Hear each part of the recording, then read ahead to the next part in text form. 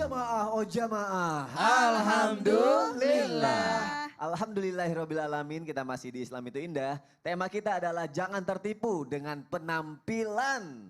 Kita sedang membahas tema tentang orang-orang yang memanfaatkan posisi dan penampilannya untuk berbuat zolim kepada orang lain. Memanfaatkan posisi dan penampilannya untuk berbuat zolim pada orang lain.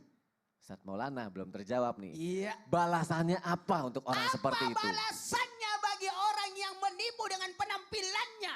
Mohon penjelasannya Ustadz. baik. Silakan. Emosi saya. Udah emosi nampaknya nih. Silakan Ustadz biar banyak, biar gak ada lagi yang ketipu maksudnya. Iya.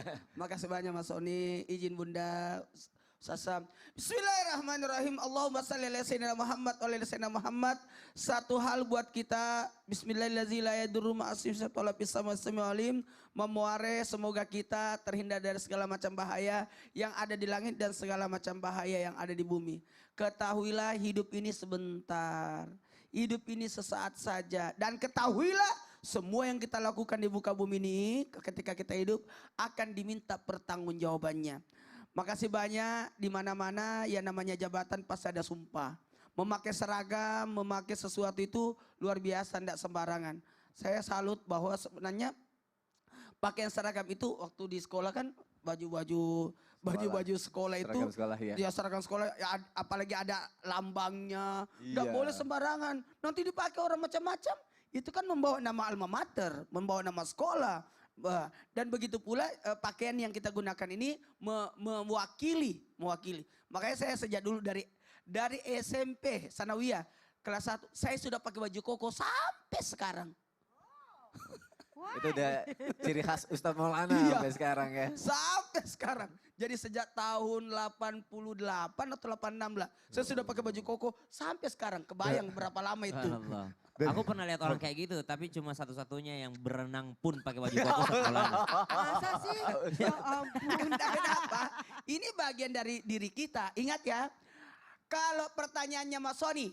Apa balasan orang yang memanfaatkan posisi dan penampilan untuk berbuat kezaliman? Ada 3 dari sekian banyaknya.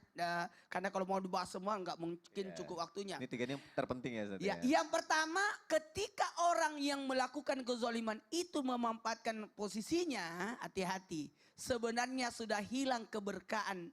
Mungkin dia berhasil menipu orang. Mungkin dia berhasil mendapatkan apa tujuannya. Tapi apapun yang kau dapatkan sudah hilang keberkahannya. Itu balasan. Langsung karena zalim itu kan langsung dikasih cash di dunia. Langsung dikasih cash di dunia dosanya. Mungkin dosa-dosa lain mungkin nanti ditunda nantilah. Tapi kalau kezaliman itu langsung nampak. Terbukti dengan hilangnya keberkahannya. Kemudian orang yang seperti ini akan hina sebenarnya. Kebayang gak? Aduh, udah enggak enak lah. Semua orang sudah tahu keburukannya. Jadi hina dia. Apalagi kalau sudah masuk dalam ranah hukum, dipenjarakan. Itu kan malu itu. Ada sanksi sosial juga Ada ya. sanksi sosial, Ya itu betul. Allah. Sanksi sosial itu bahaya. Jadi orang tidak akan percaya lagi sama dia. Jadi jatuhnya hina. Kemudian maaf, kalaupun dia merasakan, tapi tidak ada kenikmatan. Hilang kenikmatannya. Maka balasannya itu 1, hilang keberkahan. 2, hina dalam hidupnya. Dan yang ketiga, hati-hati, apa itu? Tidak ada kenikmatan. Atas apapun yang dilakukan, tidak ada nikmatnya itu. Kebayang gak kalau orang, ini kan kita punya sting ya, apa? Insting. Iya itu, apa tadi? Insting. Ya, insting manusia itu pasti gini. Kalau apa aku tadi ngomong setting. Setting beda lagi ya. Insting itu sesuatu yang jika ada perasaan tidak enak. Coba lihat. Kalau dosa itu sesuatu yang menggelisahkan. Oh iya benar gelisah. Nggak usah jauh-jauh, kita belajar dari kucing deh. Itu kucing kalau ikan dikasih, dia akan jalan. Nang ya. Suara apa tuh Ustadz? Suara saya. Suara kucing sih sebenarnya. Tapi dari saya. Itu dikasih. Tapi kalau dia mencuri ikan. Oh mengendap-endap ya. Kucing di masa itu luar biasa. Udah pintar buka kulkas. Ya, gimana caranya? Digini-gini. Digini-gini. Kena ada masalah. Emang Ustaz bisa keluar kulkas suara. Hebat juga ya. Dia gini-gini. Bisa buka Jadi, kulkas. binatang aja tahu kalau itu buruk. Ya Allah. Apalagi manusia pasti ada gini. Iya. Deg-degan ya. Ada kegelisahan. Gelisah. Itu berarti sesuatu yang buruk.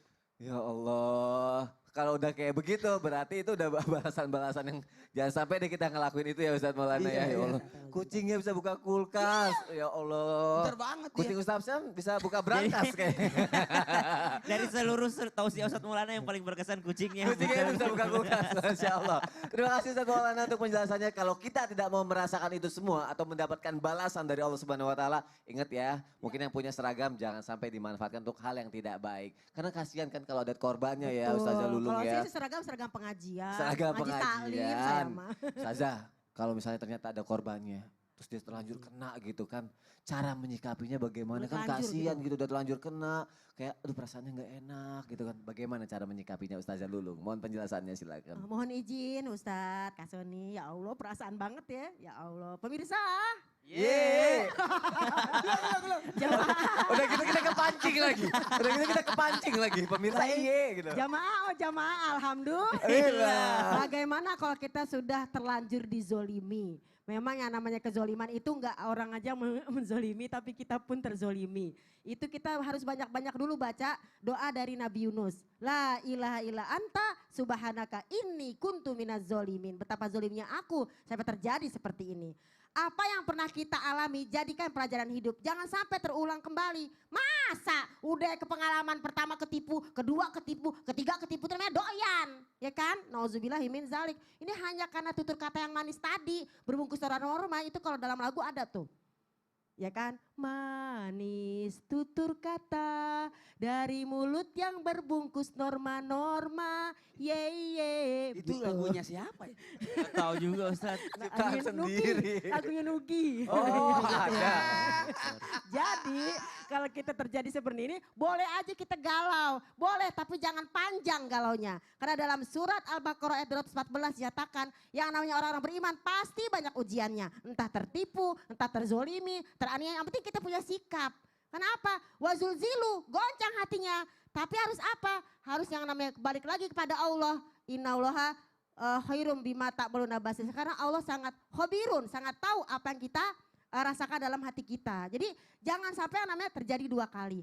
Nah disinilah diajarkan oleh guru-guru kita. Zikir itu dari mulai yang namanya bangun tidur sampai tidur lagi jangan lupa. Dia suka ngeremehin sih. Masuk ke rumah aja lupa assalamualaikum. Padahal dalam surat An-Nur dinyatakan kalau masuk ke rumah ucapkan salam. Kalau ketemu orang ucapkan salam. Dari yang hal kecil-kecil ini kita suka meremehkan. Kadang keluar rumah aja lupa baca bismillah tawakkaltu ala Allah. Ah udah bismillah aja. Padahal sudah diajarkan oleh guru-guru kita. Dari hal kecil inilah, kecil-kecil kalau kata hadis dari Aisyah radhiyallahu anha, itu akan menjadi yang namanya seperti kayu bakar yang kita kumpulkan menjadi banyak. Artinya apa? Biar kecil tapi kalau kita rutin istiqomah, ahabul amal ilallah adwamuha wa in qalla. Yang Allah sangat sukai adalah amalan walaupun sedikit tapi rutin. Nah ini. Dan yang kedua, balik lagi. Jangan sampai kita yang namanya bergaul dengan orang seperti itu. Masuk ke rumah aja ada doanya loh.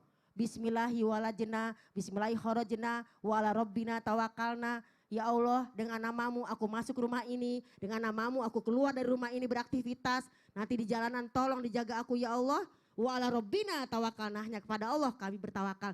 Itu masuk rumah, keluar rumah, mau makan, masuk kamar mandi. Itu coba kita pakai. Karena apa? Para ulama menyatakan orang yang berzikir dengan yang tidak berzikir bagaikan orang yang mati dengan orang yang hidup. Bahkan orang berzikir dengan tidak berzikir bagaikan ikan tanpa air. Jadi kalau orang yang namanya berzikir, ikan ada airnya. Coba kalau ikan tanpa air bagaimana? Enggak bisa hidup. Hidup kagak? Enggak. Ini dia makanya. Jadi mudah-mudahan yang sudah terlanjur terjadi balik lagi. Sembuhkan hati ini, cari pergaulan yang bisa membawa semangat. Jangan lagi cari pergaulan yang bikin kita jadi jatuh. Hargai diri kita. Karena kita ini berharga.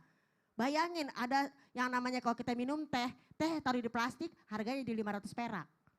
Teh taruh di gelas harganya jadi 7.000.